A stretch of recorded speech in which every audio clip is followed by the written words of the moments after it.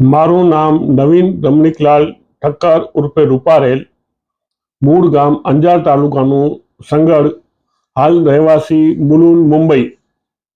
મારે કલેક્ટર શ્રી અમિત અરોરા સાહેબ ભુજમાં મારે આપને નમ્ર નિવેદન કરવું છે કે તમે મને પરમિશન આપો આત્મવિલોપન માટે. હું જાણું છું કે આત્મવિલોપન એટલે સરકાર ગુનામાં આવી જાય અને શાસ્ત્ર પ્રમાણે પણ ગુનો બને છે, પરંતુ મારા માટે આ સિવાય કોઈ રસ્તો બચ્યો નથી.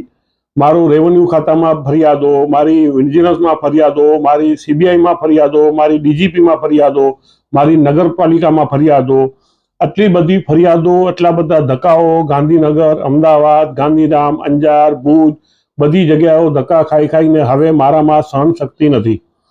હવે મારા માટે છેલ્લો રસ્તો બચ્યો છે આત્મવિલોપન માટે, જેના માટે હું આપને નમ્ર વિનંતી કરું છું, મને આપ પરમિશન આપો તો હું આત્મવિલોપન કરું. મારા પિતાનું નામ રમણીકલાલ વલમજી હતું, પરંતુ મંગલજી વલમજીનું નામનું આજે 28 વર્ષ પછી ગેરકાયદે ઉપયોગ થઈ રહ્યા છે. વરસામેડી અંજાર સર્વે નંબર 512માં તેના ગેરઉપયોગ થઈ ગયા છે. તેના આધારે સરકાર સાથે છેતરપિંડીઓ થઈ રહી છે, અમારી સાથે છેતરપિંડીઓ થઈ રહી છે.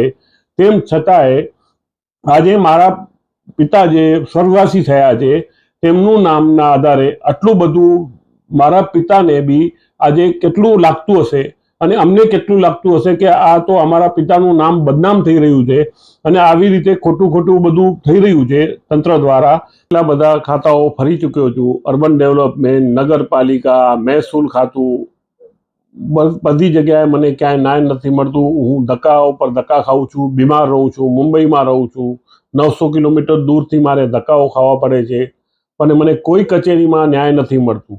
ફક્ત ભ્રષ્ટાચાર આદરીને એક ખોટા ખેડૂત ખાતેદારને અને એક ફોર્જરી કરવાવાળાને, છેતરપિંડી કરવાવાળાને બચાવવામાં આવી રહ્યું છે. હવે મને પ્રાણ ત્યાગ કરવા તમે કલેક્ટર સાહેબ મને પરમિશન આપવા મારી નમ્ર વિનંતી છે. મને શું કે આ પ્રાણ ત્યાગ કરવો એ કાયદાકીય પ્રમાણે અને શાસ્ત્ર પ્રમાણે એ ગુનો બને છે, પણ મારા પાસે હવે રસ્તો નથી, જેથી મારે આ છેલ્લા પગલાં મારે લેવા મજબૂર બનવું પડશે. જેની આપને જાણ થાય કે ભાઈ મને ન્યાય આપો.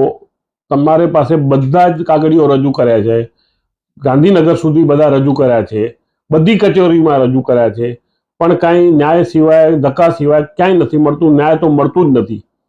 ફક્ત ખાલી ભ્રષ્ટાચાર જ થઈ રહ્યું છે અને એક 500 થી 700 કરોડનું સરકારને નુકસાન થઈ રહ્યું છે. સરકાર સાથે છેતરપિંડી થઈ રહી છે, અમારી સાથે છેતરપિંડી થઈ રહી છે, છતાંય કોઈ દાદ આપતું નથી. કોઈ બી ખાતું, રેવન્યુ ખાતું, નગરપાલિકા, અર્બન ડેવલપમેન્ટ, બધા ડિપાર્ટમેન્ટો એકબીજા સાથે સંકળાયેલા છે, પરંતુ કાંઈ થતું નથી. એટલે મને તમે મહેરબાની કરી હું તમને હાથ જોડી નમ્ર વિનંતી કરું છું કે તમે મને પ્રાણ ત્યાગ કરવા માટે પરમિશન આપવા નમ્ર વિનંતી છે.